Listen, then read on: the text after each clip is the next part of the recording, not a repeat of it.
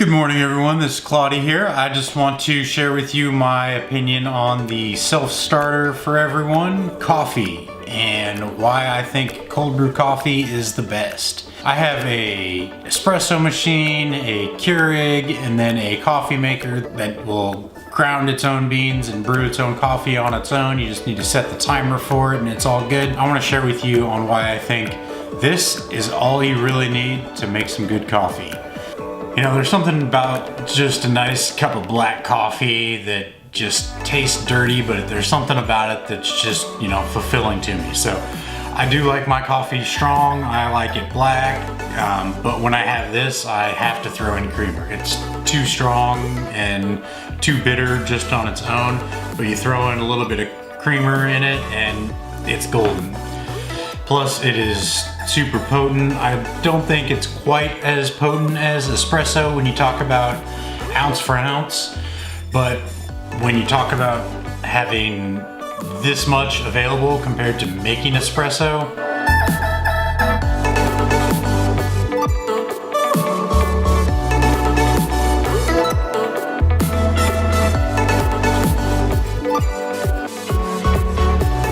I assume if I wanted to have this hot, I could just pour in basically a shot of cold brew and then add in some boiling water to dilute it, and that would be my cup of coffee. I'm gonna go ahead and test this theory right now.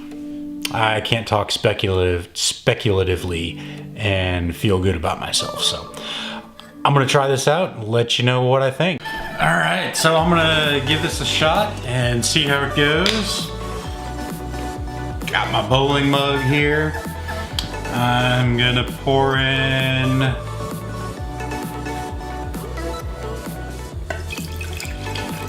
little bit of coffee there.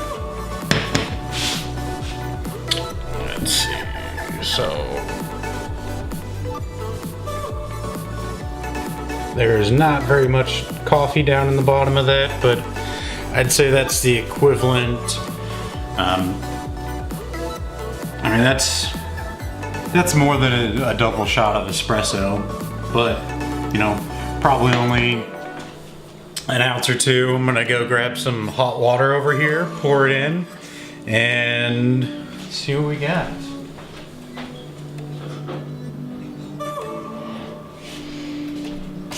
All right, so I got some boiling water. I'm just gonna pour some in, maybe only about halfway full. So I got my coffee in here now, which is basically just, I'd say probably a double shot of the cold brew, and then yeah, maybe almost a cup of hot water in there to reconstitute it. It almost has the, yeah, you won't be able to tell. Let's see here anyway though.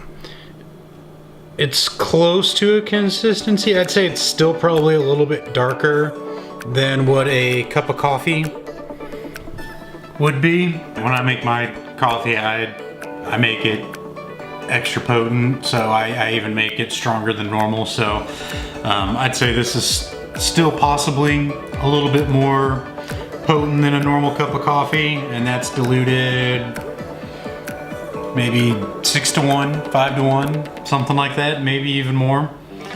So I'm gonna give it a sip, see if I need to add a little bit more water, or if I just need to go straight to some of my French vanilla creamer to make it a good cup of coffee. So first sip on some reconstituted, diluted cold brew, hot.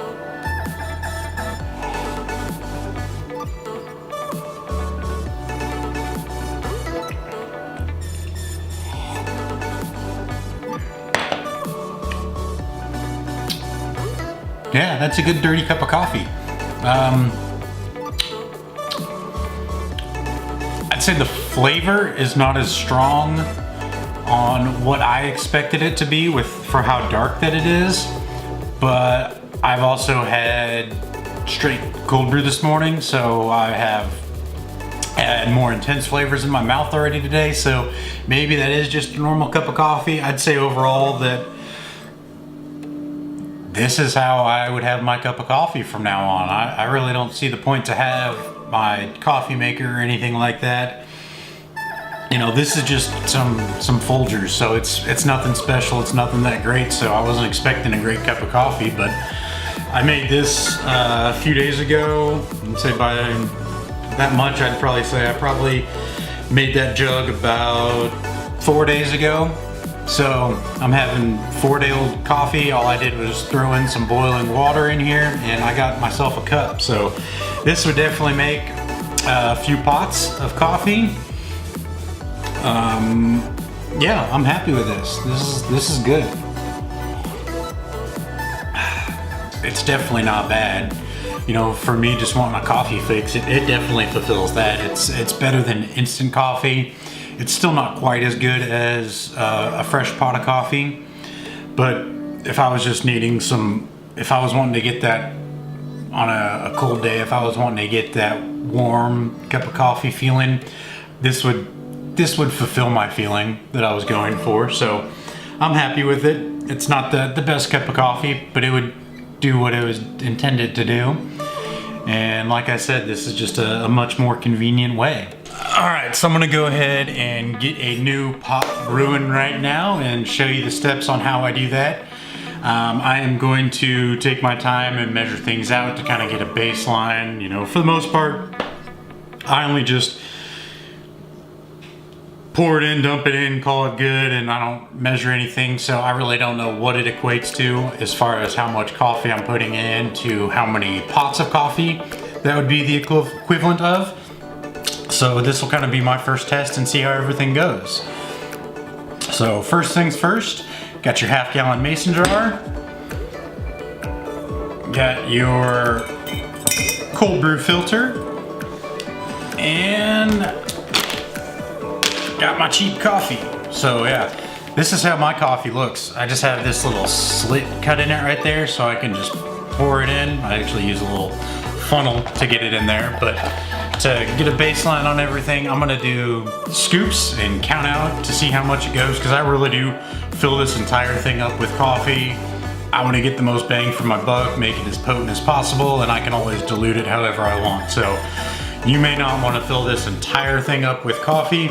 If you don't like your coffee as strong, you might only want to make your cold brew with half the amount of coffee. Or maybe we'll figure out from this experiment here that the amount of coffee that this is all the way is way too much than you would want to use if you actually talk about using it efficiently. So I'm gonna measure this out and see how it goes, and I will see what we got.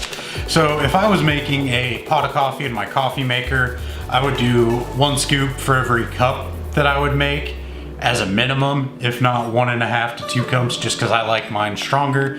So I'm gonna go with the assumption that I have a 10-cup coffee maker, that I would pour in 10 scoops of this, and we'll see how this goes. So I'm gonna say that this would equate to, this is just me using my mind here, just guesstimating right now.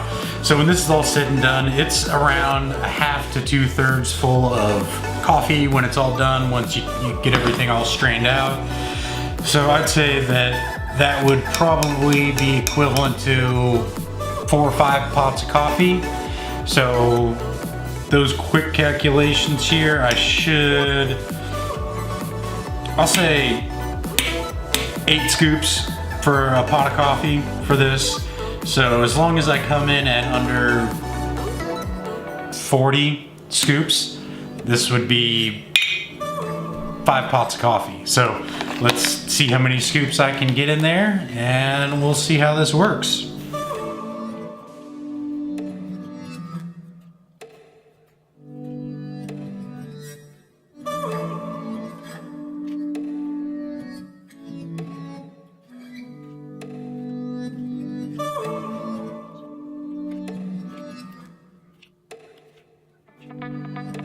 All right, so my count, I got 32 scoops into there, and that is right there up at the top. That's about how full I like to fill it.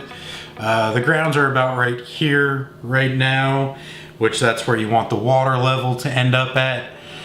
where I want the water level to end up at. So, all right, that did pack it down a little bit, but you know, I'm happy with 32. If we say 8 scoops for a pot of coffee, this is 4 pots of coffee right here. All right.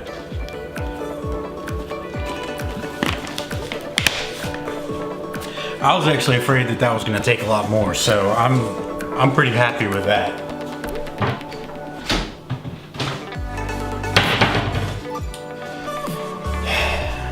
Next up, I have distilled water. You can just use tap water. Just because I have distilled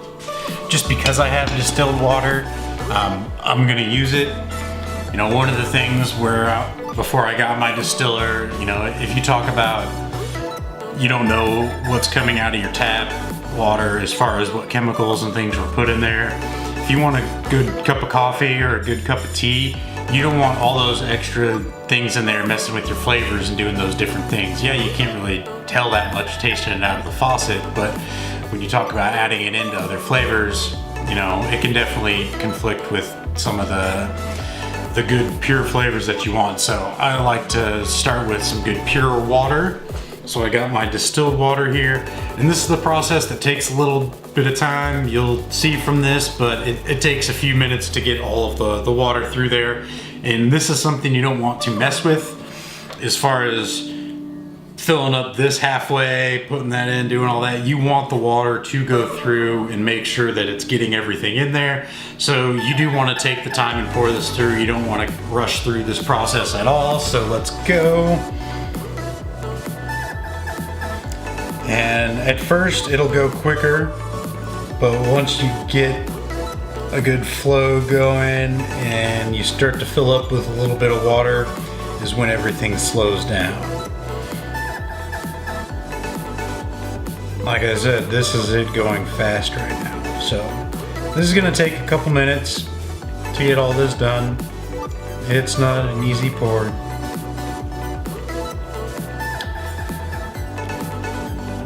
But all said and done, this is the only thing that I have to do that takes any time. Once I'm done with this, all I do is wait, and then before you know it, my coffee's done. The process that I did before I got this filter was definitely a much bigger process. There were more steps. It took a lot more actual time to get everything filtered out. I went through a cheesecloth filtering process, which took several minutes to get everything through. And then after that, I would use a coffee filter process to make sure I'd get out all the small granules as well. So I'd probably easily spend a good 20 minutes at least filtering out my coffee, if not having to take more time than that, just because you have to let all of the liquid go through the grounds each time you'd filter it out. So sometimes I wouldn't be surprised if it took 30-40 minutes, just because I wouldn't sit there and keep on top of it all the time.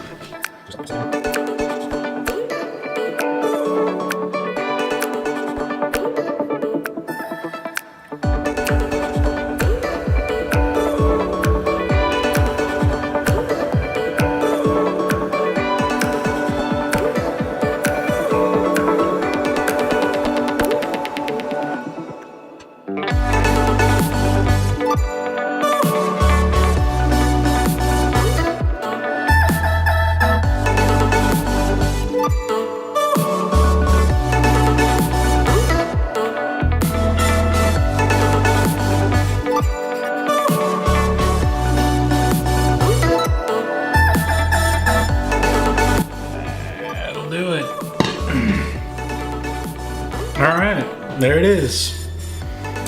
I have a whole pot of cold brew brewing right now. So I'm gonna go set this off to the side and it'll be good in 24 hours. Actually, I think the website, when I first looked up on how to make cold brew years ago, I think it said maybe like 16 to 18 hours. But honestly, if you let it soak in there a little bit longer, it's not anything that gets any more bitter. So I let it go for a whole day just to get all the flavors and get as much out of there as possible. Like I said, most bang for the buck. check back in a day and we'll have we'll get some more coffee going for sure. All right, so that's how I make my coffee. Between my half a jar that I have in there and this ready, I'm not gonna have to make any more coffee this week. I'm gonna be all set, so I'm gonna get some good stuff done this week and I will get more videos out.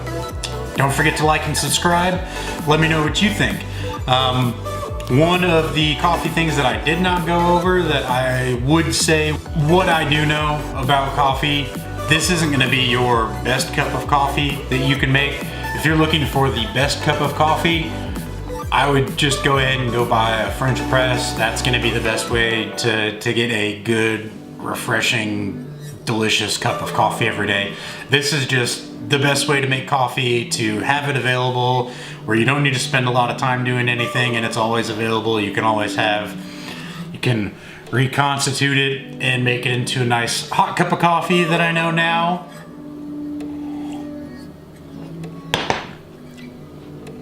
You can make iced coffee, which is how I have mine, well, without ice, but it's cold, so you can have a nice cold cup of coffee that is extra potent and will definitely get you in gear every morning.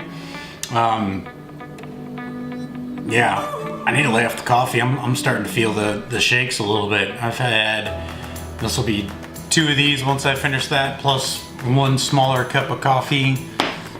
Smaller as far as the quantity of cold brew in there, but I'm getting near my caffeine level of the day. It's afternoon, so I should be good. Afternoon also means on a Sunday that I need to go watch some football. I'll get this edited later tonight in between games, but you guys have a good one. Take care.